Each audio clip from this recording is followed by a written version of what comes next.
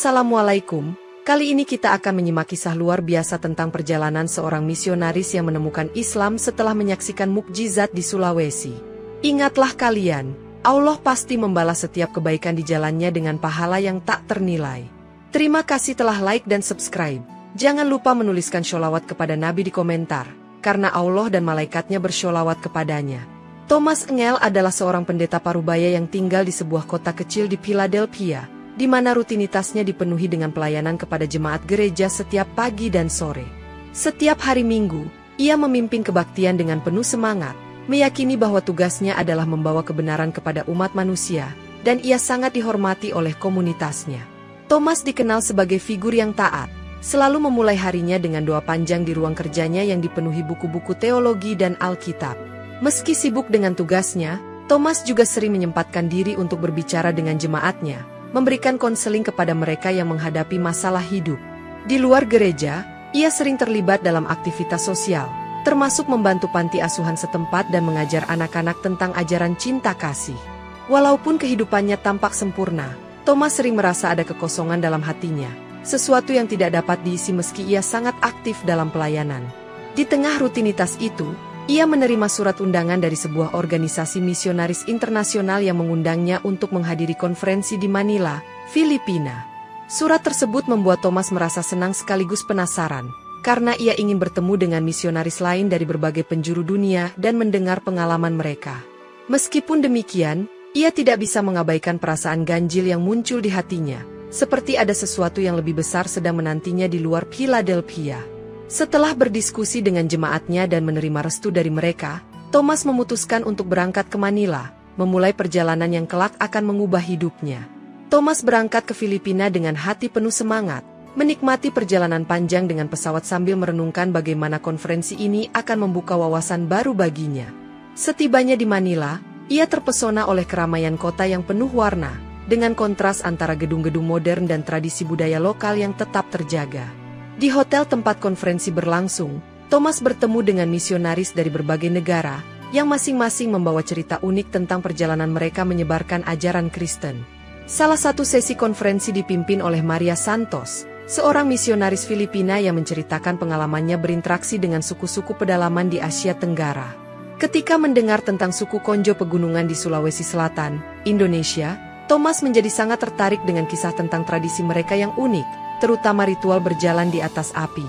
Maria menjelaskan bahwa suku tersebut, meskipun telah memeluk Islam, masih menjaga tradisi kuno yang diyakini sebagai bagian dari keyakinan spiritual mereka. Thomas mulai merasa bahwa ada sesuatu yang spesial tentang komunitas ini, sesuatu yang tidak sepenuhnya dapat dijelaskan oleh ilmu pengetahuan atau agama. Dalam sesi makan malam, Maria dan Thomas berbicara lebih dalam tentang suku Konjo, dan Maria mendorong Thomas untuk mempertimbangkan kunjungan langsung ke Sulawesi. Thomas, meski merasa ragu untuk meninggalkan konferensi, mulai mempertimbangkan ide tersebut sebagai peluang untuk mempelajari keyakinan yang berbeda.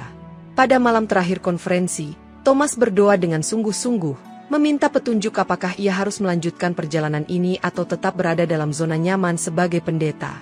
Setelah konferensi berakhir, Thomas memutuskan untuk mengikuti dorongan hatinya dan memperpanjang perjalanan ke Indonesia dengan bantuan Maria yang menyediakan kontak lokal di Makassar. Setibanya di Makassar, ia disambut oleh seorang pria bernama Yusuf, seorang muslim lokal yang bersedia menjadi pemandunya selama perjalanan ke daerah pegunungan tempat suku Konjo tinggal. Yusuf membawa Thomas berkeliling kota untuk memperkenalkan budaya dan tradisi masyarakat Sulawesi Selatan sebelum memulai perjalanan panjang ke desa terpencil. Dalam perjalanan, Thomas terkesan dengan keramahan masyarakat setempat dan menyadari betapa pentingnya keimanan dalam kehidupan sehari-hari mereka. Ketika mereka mulai mendaki wilayah pegunungan, Thomas merasa bahwa suasana semakin berbeda, seolah-olah ada sesuatu yang sakral di udara. Di malam pertama perjalanan mereka, Thomas bermimpi tentang sebuah ritual api yang mengeluarkan cahaya terang, namun ia tidak dapat memahami makna mimpi tersebut. Yusuf menjelaskan bahwa ritual berjalan di atas api adalah simbol kekuatan iman yang hanya dapat dipahami jika seseorang memiliki keyakinan yang penuh kepada Allah. Thomas, meskipun masih bingung, merasa bahwa ia harus melihat sendiri ritual tersebut untuk memahami apa yang dimaksud oleh Yusuf dan masyarakat lokal. Perjalanan ke desa membutuhkan waktu berhari-hari, melewati jalan-jalan yang sulit, tetapi Thomas merasa hatinya semakin tertarik untuk mengetahui lebih banyak tentang suku Konjo. Ketika mereka akhirnya tiba di desa, Thomas disambut dengan penuh keramahan oleh para pemimpin adat dan masyarakat, menandai awal dari sebuah pengalaman yang tidak pernah ia bayangkan sebelumnya. Setelah konferensi selesai, Thomas merasa bahwa dirinya belum selesai dengan pencariannya, dan keputusan untuk memperpanjang perjalanan ke Indonesia datang secara alami. Maria, yang sangat memahami keinginan Thomas, segera memberikan kontak seorang teman di Makassar yang dapat membantu perjalanan mereka ke desa suku Konjo di pegunungan. Tak lama setelah itu, Thomas melakukan persiapan dengan hati-hati, mengemas perlengkapan, dan memastikan bahwa ia siap untuk menghadapi tantangan di luar zona nyaman. Maria juga memberikan beberapa informasi tentang budaya dan agama yang dianut suku Konjo, mengingatkan Thomas untuk bersikap terbuka dan menghormati tradisi lokal. Di tengah persiapan itu, Thomas merasa cemas namun juga bersemangat, karena perjalanan ini terasa seperti perjalanan spiritual yang lebih besar daripada yang ia duga sebelumnya. Ia menyadari bahwa ini bukan hanya perjalanan fisik, melainkan juga perjalanan menuju pemahaman yang lebih dalam tentang iman dan kepercayaan. Pada malam sebelum keberangkatan, Thomas berdoa dengan sungguh-sungguh, meminta bimbingan Tuhan agar ia dapat menghadapi pengalaman ini dengan hati yang terbuka. Ketika pagi tiba, ia bertemu dengan Yusuf, pria yang akan membantunya selama perjalanan di Sulawesi Selatan, dan mereka langsung berangkat menuju bandara.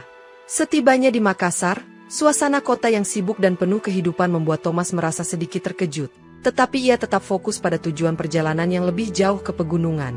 Setelah beberapa jam perjalanan darat, mereka akhirnya beristirahat di sebuah penginapan kecil, dan Thomas merasa antusias untuk melanjutkan perjalanan ke desa suku Konjo keesokan harinya.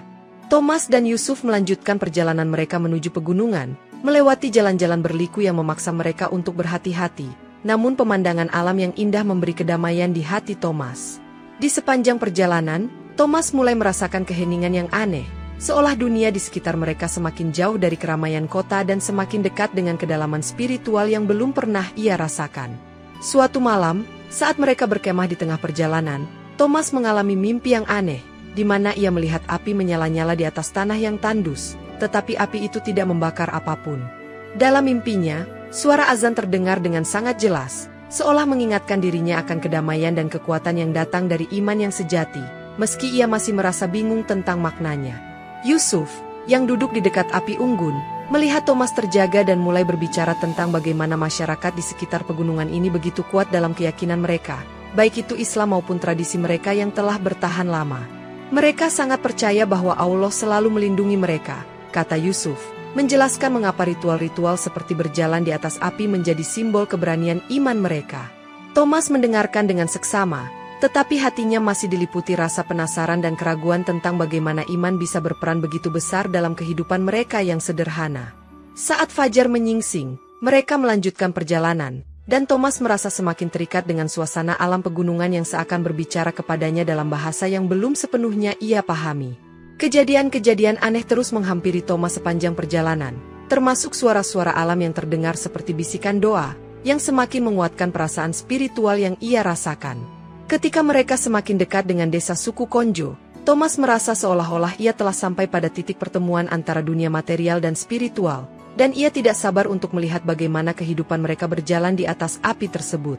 Setibanya di desa, Thomas disambut dengan hangat oleh masyarakat lokal yang mengenakan pakaian tradisional mereka, sebagian besar mengenakan pakaian serba hitam yang mencolok di tengah alam pegunungan yang hijau.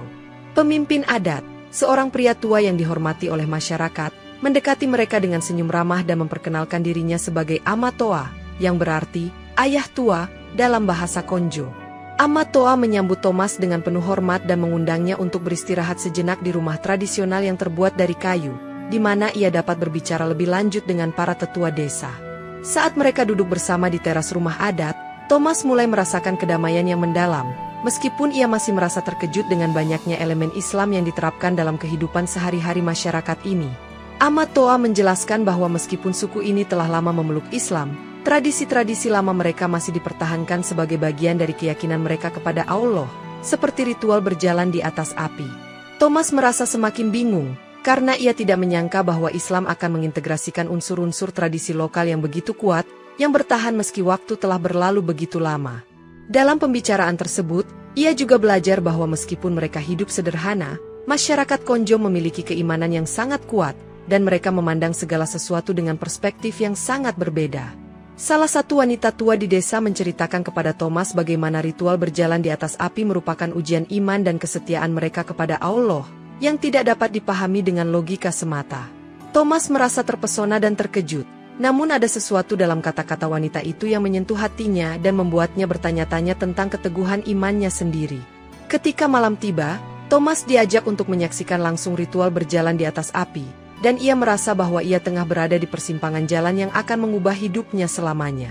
Malam itu, Thomas dibawa ke tempat upacara yang diadakan di tengah lapangan desa, di mana sekelompok pria dan wanita suku Konjo sudah berkumpul untuk melaksanakan tradisi berjalan di atas api.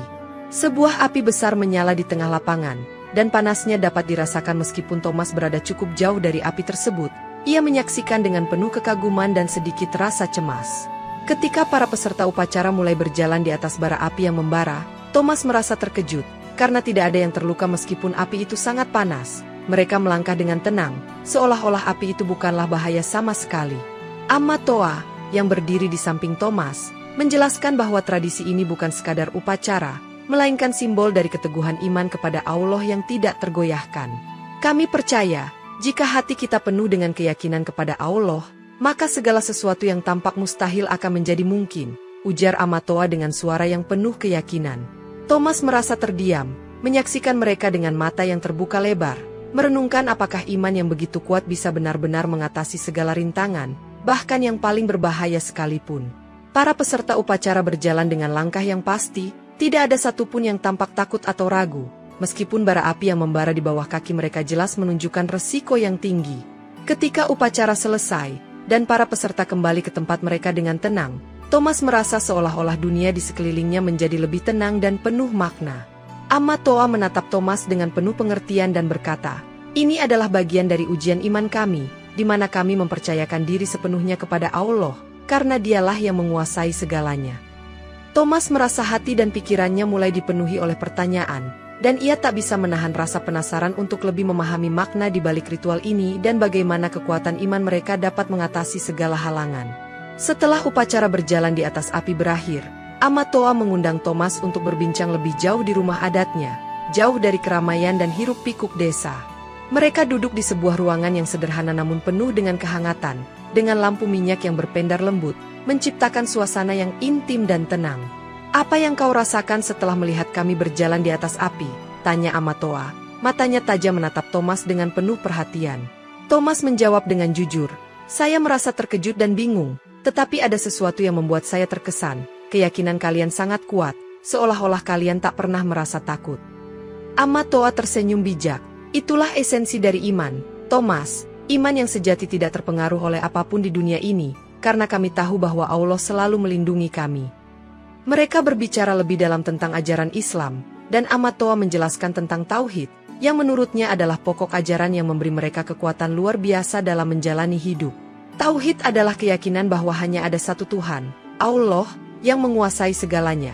Semua yang kita lakukan, setiap langkah dan perbuatan kita, harus hanya untuknya, jelas Amatoa dengan penuh keyakinan. Thomas mendengarkan dengan seksama, merasa bahwa ajaran Tauhid ini sangat mendalam dan melibatkan seluruh kehidupan seseorang, tidak hanya sekadar ritual ibadah. Amatoa melanjutkan, "Islam mengajarkan kami untuk hidup selaras dengan alam, dengan sesama, dan dengan Tuhan. Setiap keputusan yang kami ambil, kami lakukan dengan kesadaran bahwa itu adalah bagian dari takdirnya." Dialog ini membuat Thomas terdiam, dan ia merasa sebuah pergeseran dalam pemikirannya. Ia mulai meragukan keyakinannya yang dulu dan merasa terpanggil untuk mencari lebih jauh tentang kebenaran ajaran ini.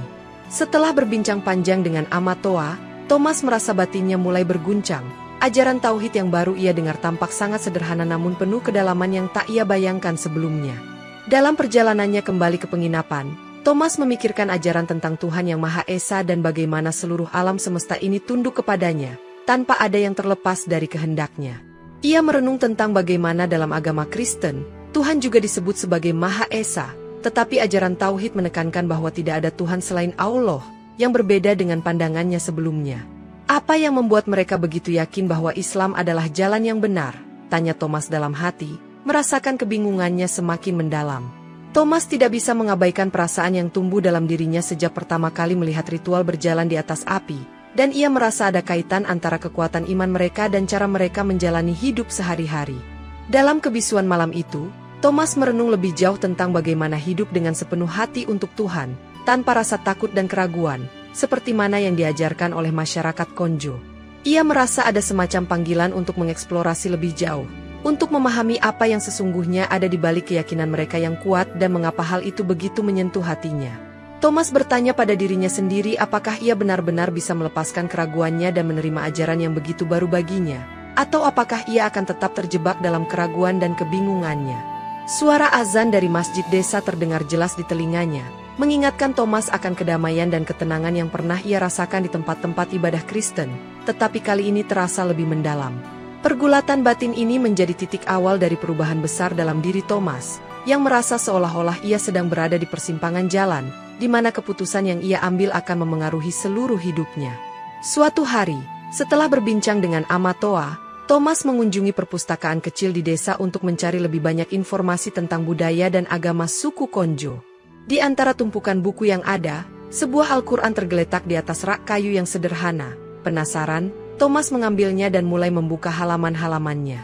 Ia terkejut menemukan terjemahan yang jelas dan sederhana dari ayat-ayat yang ia baca, dan rasa penasaran semakin membesar dalam dirinya. Thomas memulai dengan surah Al-Ikhlas, yang membuatnya merenung tentang kesederhanaan dan kedalaman ajaran tersebut, mengingatkan dirinya akan prinsip keyakinan yang bersifat esensial. Begitu ia melanjutkan membaca surah Al-Fatihah, sebuah perasaan yang tak dapat dijelaskan meresap dalam dirinya, seolah ayat-ayat itu berbicara langsung kepada hatinya. Ia merasakan kedamaian yang belum pernah ia rasakan sebelumnya, seakan-akan kata-kata tersebut menenangkan jiwanya yang selama ini penuh dengan kebingungan. Thomas merasa seolah-olah Allah berbicara kepadanya melalui teks-teks ini, mengingatkannya akan keesaan Tuhan dan kebutuhan untuk tunduk sepenuhnya padanya. Meskipun ia belum sepenuhnya memahami seluruh ajaran dalam Al-Quran, Thomas merasa bahwa sesuatu dalam dirinya mulai berubah. Ia tidak dapat mengabaikan kedalaman makna yang terkandung dalam setiap kata dan ayat yang dibacanya, dan keinginan untuk tahu lebih jauh semakin besar. Al-Quran itu kini menjadi bagian dari pencariannya, dan Thomas mulai merasakan bahwa jawaban yang ia cari mungkin ada di dalam ajaran Islam ini. Terinspirasi oleh tradisi yang telah ia saksikan, Thomas memutuskan untuk mencoba sendiri ritual berjalan di atas api, sebagai ujian terhadap keyakinannya. Ia meminta izin kepada Amatoa, yang awalnya ragu, namun akhirnya memberi persetujuan dengan syarat ia benar-benar siap secara mental dan spiritual.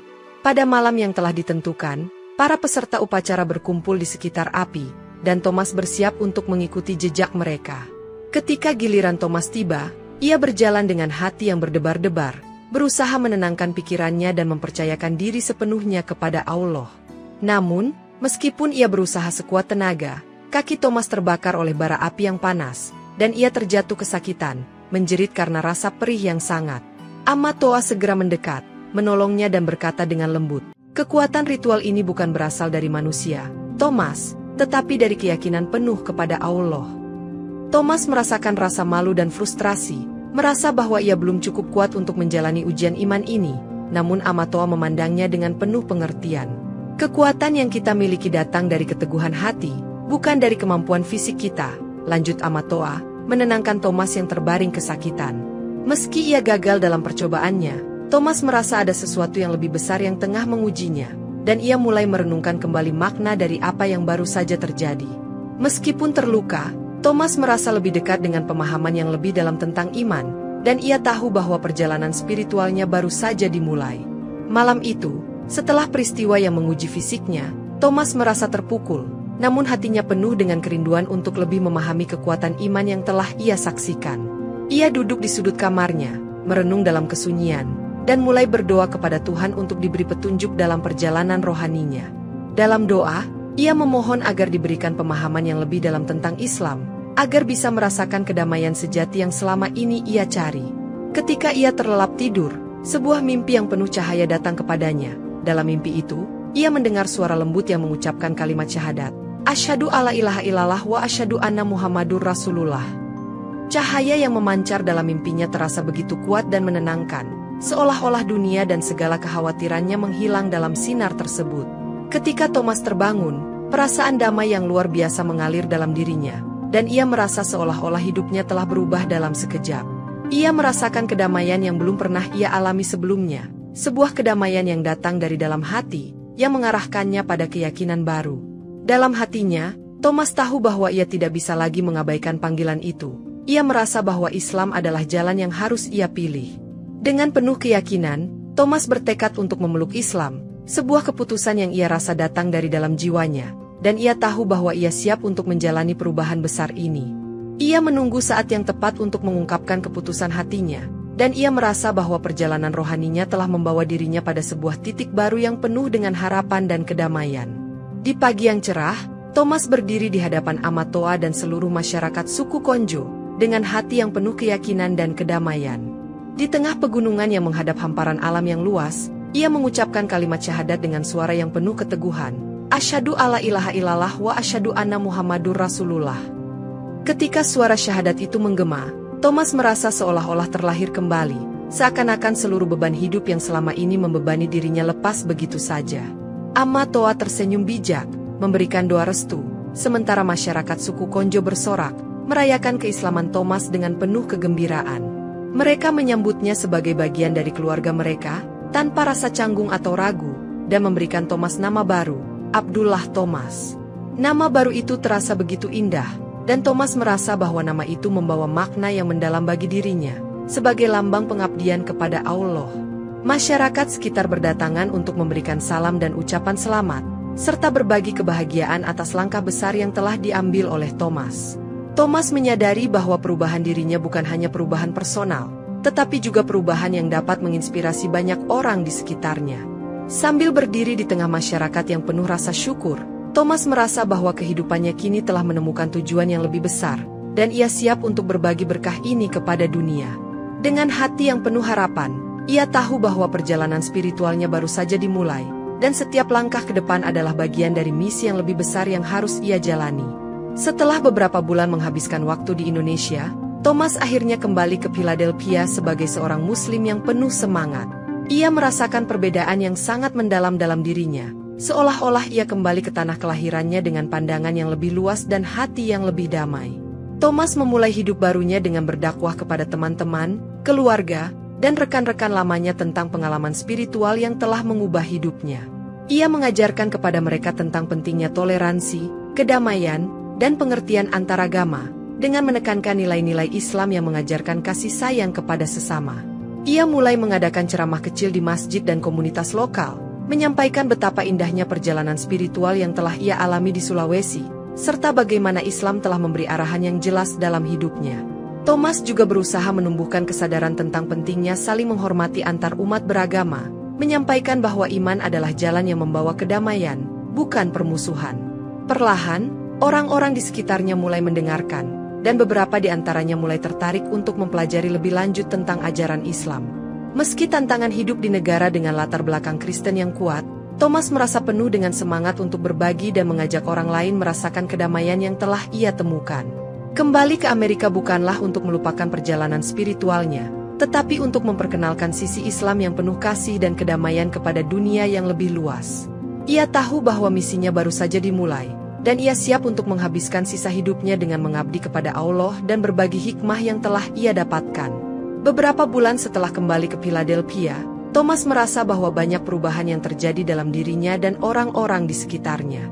Jemaat gereja yang selama ini dipimpinnya mulai merasakan perbedaan dalam cara pandang dan ajaran yang dibawa oleh Thomas setelah ia memeluk Islam. Mereka merasa terinspirasi oleh transformasi spiritual Thomas yang begitu mendalam, dan mulai membuka hati untuk belajar lebih banyak tentang Islam. Seiring berjalannya waktu, rasa ingin tahu mereka semakin besar, dan beberapa anggota jemaat mulai bertanya tentang ajaran Islam yang telah membuat Thomas begitu bahagia dan damai. Thomas dengan sabar menjelaskan prinsip-prinsip dasar Islam, berbicara tentang tauhid, kasih sayang Allah, serta pentingnya hidup dengan ketulusan dan pengabdian. Satu persatu, anggota jemaat mulai tertarik untuk mempelajari ajaran Islam lebih dalam, dan Thomas merasa bahwa inilah kesempatan untuk berbagi rahmat yang telah ia rasakan. Pada suatu malam yang penuh berkah, sekelompok jemaat yang telah mempelajari Islam dengan serius memutuskan untuk mengucapkan syahadat bersama-sama. Mereka berkumpul di masjid, dan satu persatu mengucapkan kalimat syahadat, dipimpin oleh Thomas yang berdiri di hadapan mereka, dengan air mata bahagia mengalir di wajahnya. Thomas menyadari bahwa hidayah Allah tidak mengenal batas, dan setiap orang yang mencari kebenaran dengan hati yang tulus akan menemukan jalannya. Dalam kesunyian malam itu, ketika syahadat diucapkan, Thomas merasakan bahwa misinya telah tercapai, membawa orang-orang yang dicintainya menuju cahaya Islam, yang tidak hanya mengubah hidupnya, tetapi juga hidup orang lain.